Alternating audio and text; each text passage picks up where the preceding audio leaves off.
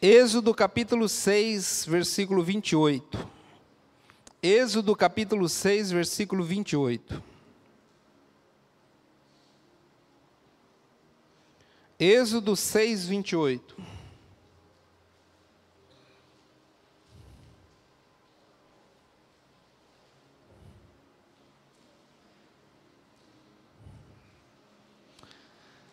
Êxodo 6, 28.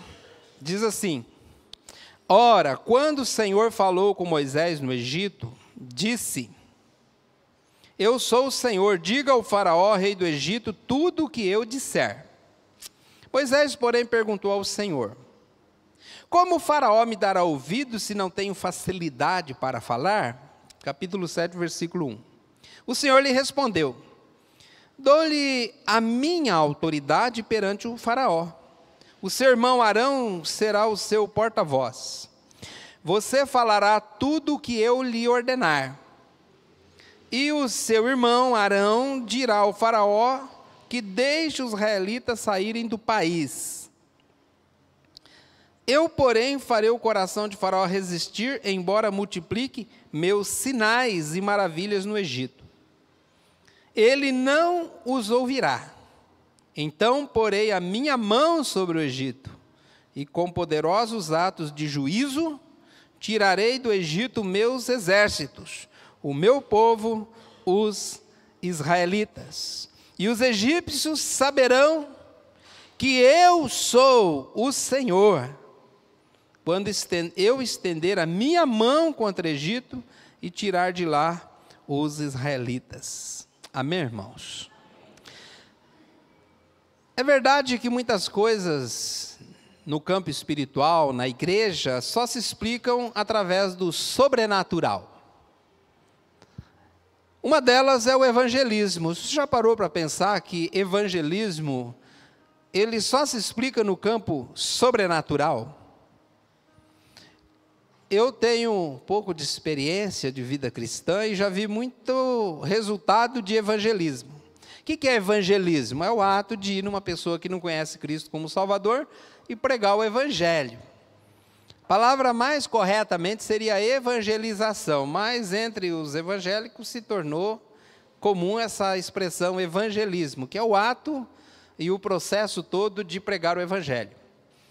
Mas a experiência que eu tenho a respeito do evangelismo é que o evangelismo é algo muito sobrenatural, porque primeiro que eu sempre percebo que as conversões não seguem um padrão determinado. É sempre um negócio diferente do outro, uma forma diferente de Deus agir, uma maneira de Deus alcançar, não tem assim um padrão. Outra coisa também é que nós vemos claramente que Deus escolheu as coisas loucas deste mundo para envergonhar as sábias. Muitas vezes o evangelista é uma pessoa simples, que tem um linguajar muito simples e fala coisas simples, e às vezes converte pessoas aí da alta sociedade, com um grande intelecto, pessoas sábias. Então o evangelismo, ele é algo sobrenatural. Humanamente falando, evangelismo é uma tarefa impossível. Já parou para pensar nisso? Humanamente falando, evangelismo não é possível. Porque nós não estamos falando de convencer alguém a fazer alguma coisa, estamos falando de um processo de novo nascimento, de transformação de vida. Estamos falando de um processo sobrenatural de transformação de vida. E quem é que, humanamente falando, tem capacidade para transformar a vida de alguém? Então, com certeza, não serão apenas os nossos argumentos humanos ou humanamente elaborados que promoverão a transformação na vida de uma pessoa. Eu quero falar dentro do texto que nós lemos e destacar aqui duas verdades sobre o trabalho de evangelismo, baseado nesta tarefa de Moisés e Arão. E a primeira verdade que eu quero destacar é a seguinte: o sucesso no evangelismo não depende da capacidade humana. O sucesso na tarefa de evangelização não depende e nem está vinculado à capacidade humana do evangelista. Moisés já era velho, tinha 80 anos. Arão também, já velho. Os seus compatriotas judeus, eles eram escravos no Egito. Moisés e Arão estavam sozinhos. E olha, eles não representavam nenhum tipo de perigo para Faraó. Eles não representavam nenhum tipo de ameaça para Faraó. O Faraó, por sua vez, era um imperador poderosíssimo naquela época e não tinha absolutamente nenhum motivo para temer Moisés e Arão. E nem tinha motivo para atender a solicitação deles. Qual era a solicitação deles? Deixar o povo de Deus ir. Por que que Faraó iria atender uma solicitação maluca como essa? O povo dava lucro para ele, eram escravos no Egito. Por isso é que, se a missão de Moisés e Arão fosse dar algum resultado, com certeza não seria pela capacidade humana que eles tinham, e sim por uma força sobrenatural que estava agindo por detrás deles. Assim também, irmãos, é o evangelismo. O sucesso na tarefa de evangelização, ela não se dá pela nossa capacidade humana, mas sim por uma força poderosa do Espírito Santo que age por detrás de quem evangeliza.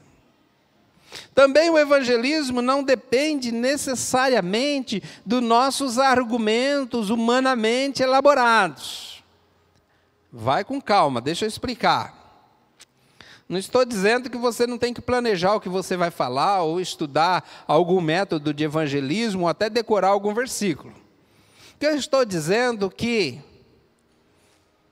não são os nossos argumentos que convencem alguém a receber Jesus como Salvador e passar pelo processo do novo nascimento. Moisés, por exemplo, já tinha alegado que tinha dificuldade para falar. Capítulo 4, versículo 10, coloca para mim, Rafa. Capítulo 4, versículo 10, na primeira vez que Deus havia conversado com ele, olha lá o que ele fala. Moisés, porém, disse ao Senhor: se me permite, Senhor, nunca tive facilidade para falar, nem no passado, nem agora que falastes ao teu servo. Tenho muita dificuldade para falar. O Senhor lhe disse: quem deu a boca ao homem? Quem o fez mudo ou surdo? Quem lhe concede vista ou torna cego? Não sou eu, o Senhor? Agora, pois, vá. Eu o ajudarei a falar, ensinando-lhe o que dizer. Então Moisés já havia falado: olha, eu não sou a pessoa certa para essa tarefa de falar com os outros, ou convencer alguém a fazer alguma coisa, que eu não sou bom para se comunicar. Não sei dizer exatamente qual era a dificuldade de Moisés, só sei que ele não era bom nisso. Falou: eu nunca fui, não é agora que o Senhor está falando comigo que mudou alguma coisa. Deus falou: olha, foi eu que fiz a tua boca, eu que faço uma pessoa ver, faço uma pessoa falar, vai e eu vou te ajudar, vou colocar as palavras na sua boca. Deus insiste com ele dizendo: vá assim mesmo, vá assim mesmo. E eu creio que nós também devemos ir assim mesmo, com as nossas dificuldades, com as nossas limitações, com os nossos medos, com os nossos receios. Devemos obedecer a Deus, amém, irmãos? Aqui, mais uma vez, então, no texto que nós lemos, ele afirma que não tem facilidade para falar. Capítulo 6, versículo 30. Creio que o que Moisés estava dizendo é que Tarefa de convencer Faraó a deixar todo o povo de Israel sair do Egito rumo ao deserto era uma tarefa assim muito, muito complexa, muito difícil, e que ele não conseguiria convencer Faraó. E sabe, irmãos, eu entendo Moisés. Eu entendo Moisés. Você, se estivesse no lugar de Moisés, você se sentiria confortável? Você é um senhor de idade, não tem poder assim, aparentemente, algo que lhe ainda tem dificuldade para falar, representando um povo que é escravo, e alguém poderosíssimo como o Faraó chega lá e fala: olha, deixa a gente sair. Então, se eu tivesse no lugar de Faraó, eu teria o mesmo receio. Sabe quando você vai fazer um negócio assim que você sabe que não vai dar certo? É isso aqui. Ele sabia que não ia dar certo esse negócio. Talvez você já passou por isso, quando foi falar com alguém importante, no caminho você foi pensando assim: mas o que eu falo? Eu já passei por isso. Vai conversar com alguém importante, fazer uma solicitação para alguém, você vai no caminho pensando: mas o que eu vou dizer quando eu chegar lá? Que tipo de argumento que eu falo, né? Como que eu devo me comportar? O que eu vou falar? Agora você imagina Moisés e Arão indo lá para a audiência com Faraó. Faraó tinha muita coisa para fazer, já estava sem paciência, já acordava sem paciência. O homem era perigoso, porque bastava um sinalzinho e alguém cortava uma cabeça. E ele no caminho pensando: mas o que eu falo, gente? O que eu devo... Arão, o que eu falo? O que a gente fala? Então, quando eles chegaram lá, então Moisés, nesse pensamento aqui, ele concluía. Quanto mais ele pensava, mais ele concluía que não tinha argumento para convencer Faraó a deixar o povo ir. Quanto mais ele pensava, mais parece que aquele negócio ia dar errado. Eu creio, irmãos, que nós também temos as mesmas dificuldades de Moisés. Quando vamos falar de Jesus para alguém, nós pensamos: mas por que é que essa pessoa me daria ouvido? Fala a verdade, você nunca pensou nisso? Por que essa pessoa vai me dar ouvido? Por que essa pessoa vai me ouvir? Por que essa pessoa vai acreditar no que eu estou falando? Que tipo de argumento eu vou usar para convencer essa pessoa a entregar a sua vida a Jesus? Eu nem sei direito o que é que eu vou falar. Tenho pouco conhecimento bíblico e quando fico nervoso, aí que eu esqueço mesmo os versículos que eu já sabia. Sei pouco de teologia. Quando fico nervoso, aí que eu esqueço mesmo as coisas. Uma certa ocasião, eu fui fazer um treinamento de evangelismo aqui em São Paulo, chamado Evangelismo Explosivo. A gente não explodia nada, era só o nome, tá, irmãos? E aí chegamos na época do treinamento prático. O professor dividiu a gente em grupos de 4 pessoas, mais ou menos, e eles arrumaram umas visitas para nós fazermos. Tinha um jovem que ele já ficou preocupado, e aí na hora de sair ele falou: estou nervoso. Falei: calma, está tudo certo. Qual é o problema? Ele falou: não sou bom para falar. Lembrei de Moisés, não sou bom para falar. Mas temente a Deus, fomos nós para a visita. Chegou lá o professor, antes de entrar era um apartamento, antes de entrar o professor falou assim: olha, você começa, depois você dá continuidade, depois você termina. E ele apontou para mim, falou: você vai começar. Já viu esse meu jeito assim, que é nada tímido, né, muito desinibido? Já falou: esse é o cara certo. Aí falou para o outro, falou: você dá continuidade. Falei: deixa comigo. Chegamos lá, ele fez uma abertura, tal, conversou um pouco com a visita. E era um pessoal assim meio oriental, sabe? Já tem um jeito meio, parece que mais sistemático. E aí ele deu aquele toque, que era o que eu entendia, que era a hora de eu entrar e falar a minha parte. E eu entrei e falei. Aí eu tinha que fazer 2 perguntas, pegar a resposta e jogar a bola para o rapaz, né? Falar: então, meu amigo vai lhe apresentar aqui um pouco do Evangelho. E eu fiz a minha parte, joguei a bola para o rapaz. E ele travou. Ele ficou assim. Olha, vai. E ele passou mal. Aí destravou e falou tudo errado. Tudo errado, irmãos. Ele ficou nervoso, trocou as frases. E aí nem sabia mais o que fazer. Eu acho que estava mais com vontade de se jogar daquele prédio do que... Aí ele passou a aula para outra moça que fez... Sabe o que aconteceu? Na hora tinha que fazer o apelo. No final, o professor fez o apelo. E aquele casal se rendeu a Jesus, amém, irmãos? Mesmo com toda a dificuldade ali, eles entenderam o plano da salvação. E aquele nervosismo do rapaz não atrapalhou o processo. Então, meus amados, às vezes, olha só, às vezes é por falta de conhecer a forma de Deus trabalhar que nós acabamos agindo igual a Moisés. Sugerindo a Deus, fala, manda outro em meu lugar. Eu não quero fazer isso. Aquele rapaz sabia que ele era limitado, que ele ficava nervoso, mas ele foi a si mesmo. E Deus abençoou aquela visita. Deus usou aquele momento. E muitas vezes nós ficamos igual a Moisés. Manda outro em meu lugar. Ó Deus, manda alguém lá na casa do meu parente. Ó Deus, que sabe, e às vezes você fala, Deus fala, vai lá, né? Agora é a hora. Fala, mas eu não sou bom para falar. Quando eu vou falar, eu fico nervoso.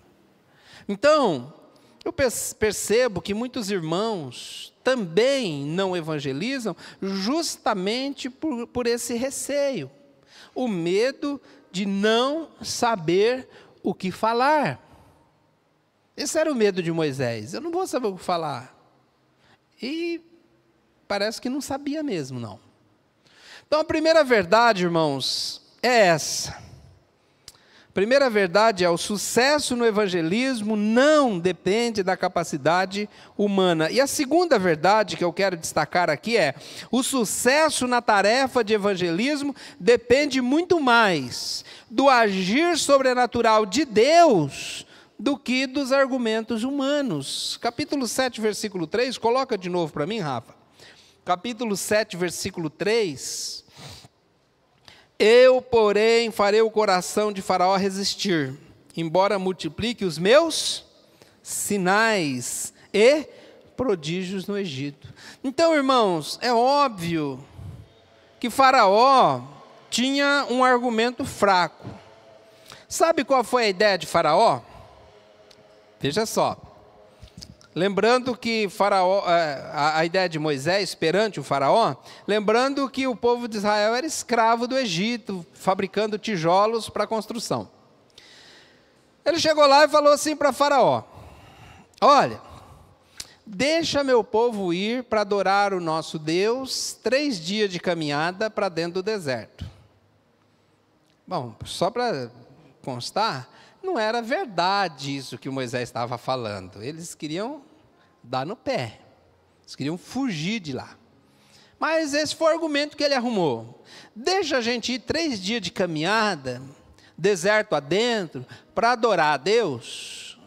Faraó falou: quem que vai? Ele falou: vai os homens, as mulheres, os jovens, as crianças, os animais, as malas e a mudança. Aí Faraó falou: está escrito besta na minha testa? Eu tenho cara de bobo? É óbvio que vocês estão com má intenções. É óbvio que vocês estão pensando em fugir. Some da minha frente. Não deu certo, o argumento de Moisés não deu certo. Irmãos, quantas vezes eu não fui pregar o evangelho e as pessoas riram, zombaram, sabe, tentaram usar seus argumentos. Aí entra uma coisa que é muito legal. Entra o poder de Deus por detrás agindo na vida daquela pessoa. Por meio da nossa vida, na coragem, na fé de irmos proclamar o evangelho, Deus, o Espírito Santo, age por detrás de nós com o seu poder. Amém, irmãos? Assim aconteceu com Moisés. Êxodo capítulo 10, versículo 8 a 11, onde Faraó fala: é óbvio que vocês estão com má intenções, vocês estão pensando em fugir, eu não vou deixar. Então, Deus então disse para Moisés que Faraó não deixaria ir por causa dos seus argumentos, mas por causa das obras que ele faria no Egito. Pelo poder que estava por detrás de Moisés, ele deixaria o povo ir. Eu vi uma história muito bacana do pastor Ronaldo Lidório, quando ele era seminarista lá no estado de Goiás. Todo domingo ele pegava um ônibus, descia numa beira de estrada lá, onde tinha uma venda. E lá ele ficava esperando alguém da fazenda vir buscar ele para realizar o culto. Então ele entrou naquele comércio, era um senhor muito comunicativo, e ele entrou lá e falou para o homem assim: o senhor já ouviu falar de Jesus? Falou: não. Posso falar de Jesus? Posso evangelizar o senhor? Ele falou: pode. O que você faz? Eu sou seminarista, quero ser pastor e tal. Então ele pregou o evangelho para aquele homem, e o homem ria, o homem zombava, o homem tirava sarro, né, essa expressão que usa. Mas ele não desistia. No outro domingo, ele ia lá de novo, o dono da venda dava um guaraná para ele, às vezes dava até um lanche para ele. E falava: e aí, vai me evangelizar hoje ou não? Vou, claro. E ele citava os mesmos versículos, João 3,16, né? E João 6,47, João 5,12, Romanos 3,23... E ele citava os mesmos textos, e o homem ria e zombava dele mais uma vez. Ele falou que durante todo aquele semestre, todo domingo ele passava lá e evangelizava aquele homem. Um dia disse que o homem pegou e falou assim, ele foi lá e ele estava tomando guaraná, ele falou: ei, não vai me evangelizar hoje não? Falou: vou. Falou: não, deixa que eu me evangelizo sozinho, porque eu já aprendi o que você fala. Pode deixar que eu me evangelize. E começou a falar as coisas que ele falava para ele, zombando. Passado esse tempo, no outro domingo ele foi lá e mais uma vez ele falou: eu quero falar, vou te evangelizar hoje. E o homem falou: tá bom, então vai lá, senta aí, vamos, me evangeliza. E ele abriu novamente no mesmo texto, no mesmo versículo, e ele começou a ler aquele versículo. E quando ele olhou, aquele homem estava chorando. As lágrimas estavam descendo. Ele se assustou, ele falou: o que aconteceu? Ele falou: agora eu entendi. Sabe, irmãos, enquanto ele falava e aquele homem ria e zombava, o Espírito Santo quebrantava o coração daquele homem. E ele se converteu, se rendeu a Jesus e se tornou um crente fiel em Cristo Jesus. Sabe, irmãos, essa é a fé que nós devemos ter. Quando formos evangelizar alguém, precisamos entender que ninguém irá se converter por causa dos argumentos que nós temos, mas irá se render a Deus por causa das obras que Deus irá fazer na vida dela. Precisamos crer que uma obra sobrenatural irá acompanhar quem se dispor a pregar o Evangelho. Quando eu era pastor lá em São Paulo, tinha um irmão grandão, cara de fama de bravo, cara de bravo, o irmão Jacir. Não era irmão ainda, a esposa dele é pequenininha, né? Pequenininha, miudinha, e ele estava ameaçando ela, bebia, fazia bagunça no prédio, no condomínio que morava, e um dia a irmã estava chorando lá: ai, pastor, não sei o que eu faço. Eu falei: eu vou lá hoje à tarde falar com ele. E aí no caminho eu fui pensando: mas o que eu vou falar? O que eu vou falar? Cheguei lá, ele era brancão, estava com o rosto vermelhão, assim, meio bravo lá, brigando com o pessoal. Aí eu cheguei lá, falei: ô, seu Jacir, tudo bem? O que eu vou falar, né? Falei: tudo bem, seu Jacir, tudo bom? Falei: olha, o que está acontecendo com o senhor? A irmã falou que o senhor está bravo, bebe, fica fazendo bagunça aqui no prédio. Ele parou, olhou para mim bem sério. e me deu assim uma coragem. Eu falei assim: até quando o senhor vai ficar aprontando essas coisas aqui? Faz o seguinte, hoje à noite, 19 horas, o senhor vai lá na igreja e vai assistir o culto lá com a gente. Combinado? Ele falou: combinado. Sabe o que aconteceu? Domingo à noite, 19 horas, ele estava lá, entregou a vida para Jesus e foi um crente fiel. A obra é sobrenatural na vida de quem nós nos propomos a pregar o Evangelho. O Novo Testamento nos ensina em Atos 1:8, coloca para mim, Rafa, Atos 1:8.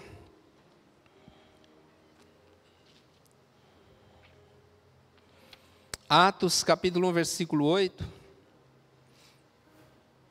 Diz assim: mas receberão poder quando o Espírito Santo descer sobre vocês. Mas receberão o quê? Mas receberão o quê? Quando o Espírito Santo descer sobre vocês. E assim serão minhas testemunhas, tanto em Jerusalém, Judéia, Samaria e até os confins da terra. Irmãos, nós fomos chamados para pregar um evangelho que não consiste apenas em palavras, mas também na demonstração do poder do Espírito Santo.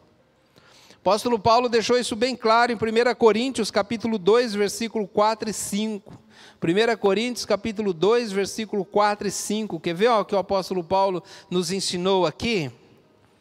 Ele disse assim: a minha mensagem, a minha pregação não consistiram em palavras persuasivas de sabedoria, mas em demonstração do poder do Espírito, para que a fé que vocês têm não se fundamentasse na sabedoria humana, mas no poder de Deus.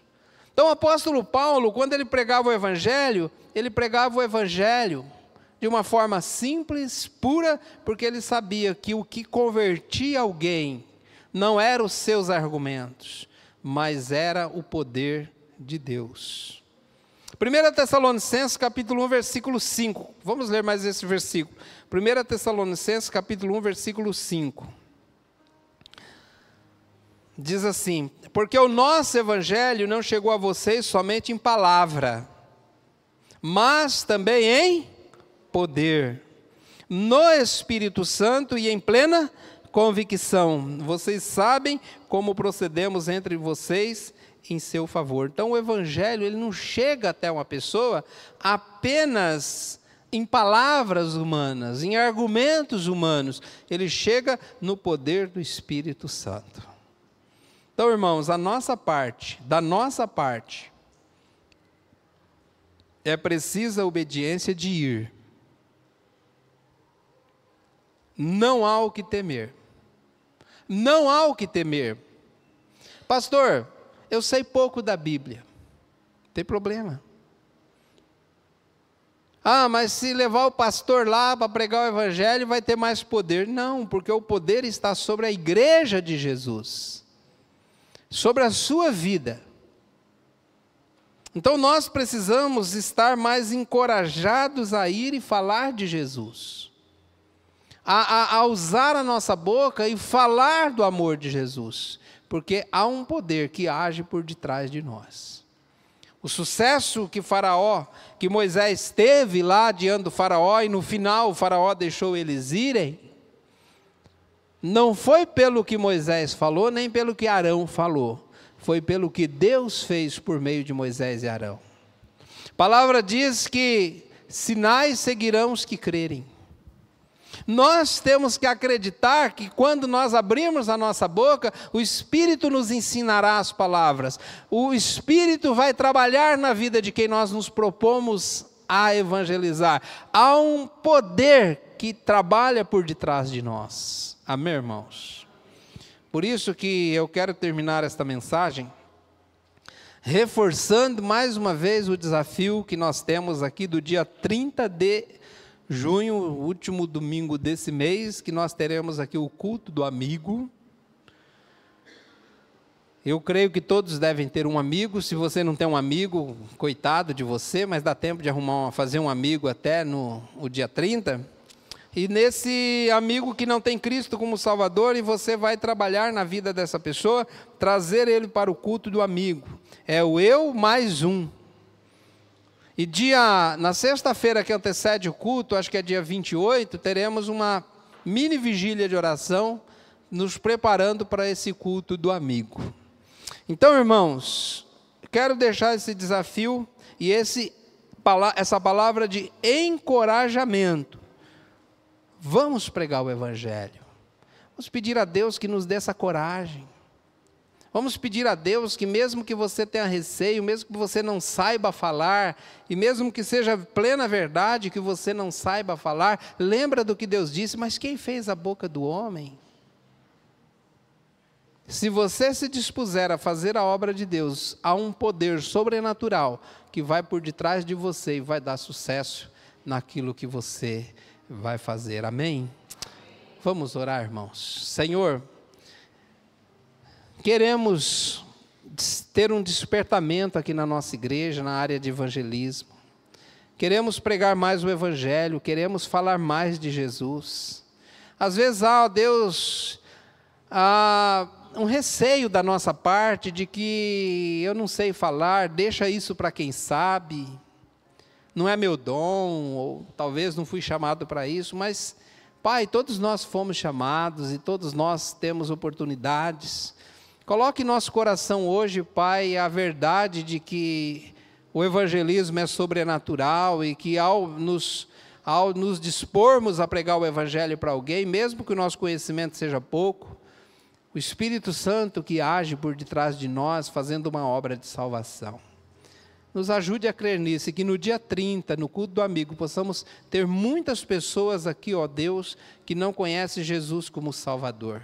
Muitas pessoas, ó Pai, que serão convidadas e poderão render-se, ser salvas aqui. Esse é o nosso objetivo.